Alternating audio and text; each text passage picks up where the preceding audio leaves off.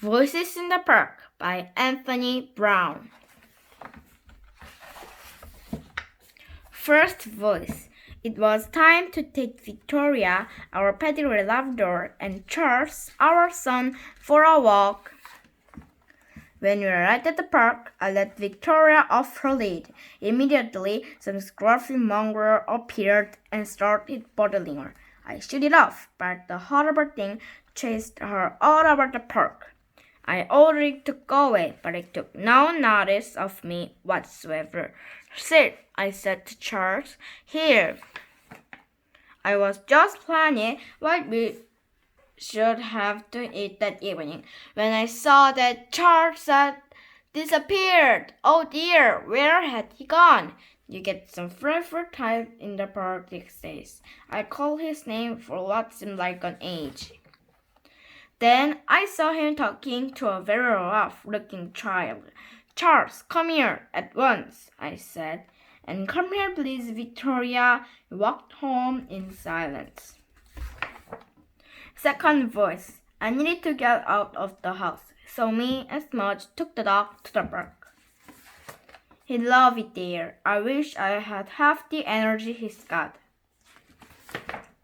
I sat on a bench and looked through the paper for a job. I know it's a waste of time, really, but you've got to have a little bit of hope, haven't you?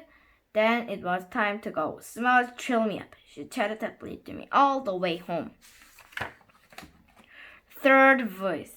I was at home on my own again. It's so boring. Then Mommy said it was time for our walk. There was a very funny dog in the park, and Victoria was having a great time. I wish I was. Do you want to come the slide? A voice asked. It was a girl, unfortunately, but I went anyway. She was brilliant on the slide. She was really fast. I was amazed. The two dogs raced around like old friends. The girl took off her coat and swung on the climbing frame, so I did the same.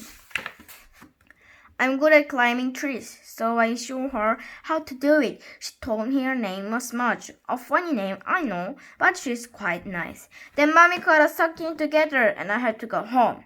Maybe Smudge will be the next time. Fourth voice. Dad had been really fed up, so I was pleased when he said we could take Albert to the park. Albert's always in such a hurry to be let off his lead. She went straight up to the loveliest dog and sniffed his bump. He always does that. Of course, the other dog didn't mind, but its owner was really angry at the silly tweet. I got talking to this boy. I thought he was a bit of a wimp at first, but he's okay. We play on the seesaw, and he didn't say much, but later on he was a bit more friendly. We both burst out laughing when we saw Albert having a swim. Then we all played on the bandstand, and I felt really, really happy. Charlie picked a flower and gave it to me. Then his mom called him, and he had to go. He looked sad. When I got home, I put the flower in some water and made Dad a nice cup of tea.